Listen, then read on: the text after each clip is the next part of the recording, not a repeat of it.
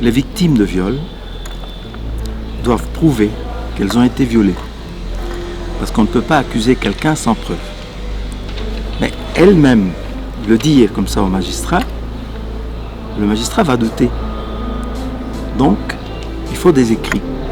Il faut des examens, des gens formés pour ça.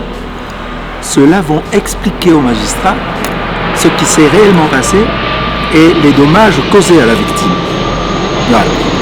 C'est pour ça qu'on doit bien former les médecins. Parce que c'est eux qui ont la formation biomédicale, qui leur permettent d'examiner la victime et de répondre maintenant aux réquisitions. La réquisition, c'est cette injonction écrite, faite par le magistrat, pour demander à un médecin de faire tel travail.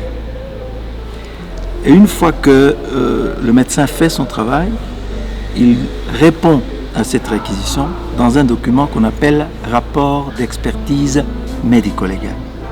C'est dans ce rapport que le médecin explique au magistrat ce qu'il a constaté.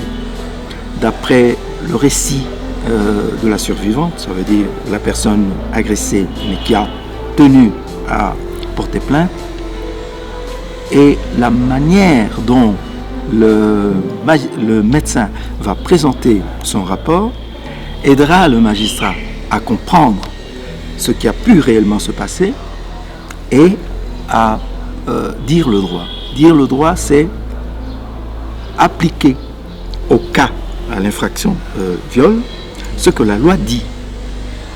Voilà pourquoi les deux, il manquait un pont entre les deux. Et ce pont-là, c'est la médecine légale.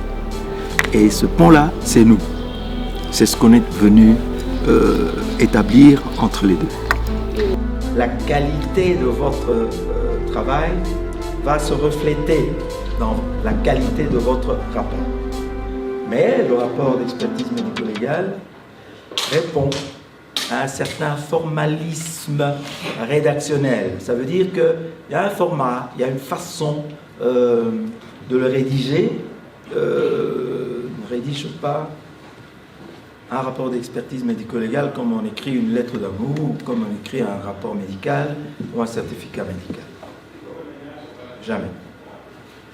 Il contient 4 rubriques que vous connaissez, préambule et tout ce qu'il y a là-dedans, commémoratif et exposé des faits.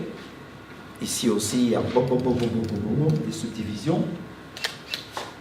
3e rubrique, discussion et interprétation des faits.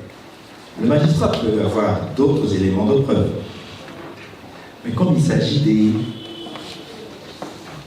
des êtres vivants qui ont été maltraités d'une façon ou d'une autre, il appartient au médecin qui seul a la prérogative de déshabiller l'autre, d'examiner l'autre physiquement, de faire ce travail. Le magistrat n'est pas la formation biomédicale pour pouvoir examiner, faire déshabiller quelqu'un.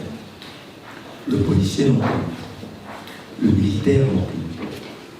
C'est le médecin. C'est pour ça qu'on va insister auprès des médecins pour qu'ils comprennent l'importance du travail que le magistrat attend d'eux. En second lieu, on insistera aussi auprès des magistrats pour qu'ils comprennent comment raisonne le médecin pour faire le travail qu'il vous envoie.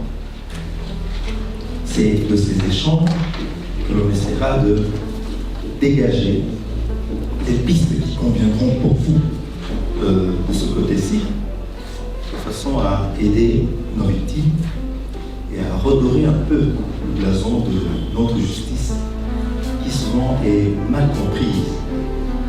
Et on ira dans les détails, vous comprendrez pourquoi, dans notre population, sa façon d'appréhender, de voir notre justice est un peu biaisée, parce qu'il y a beaucoup d'informations qu'elle n'a pas.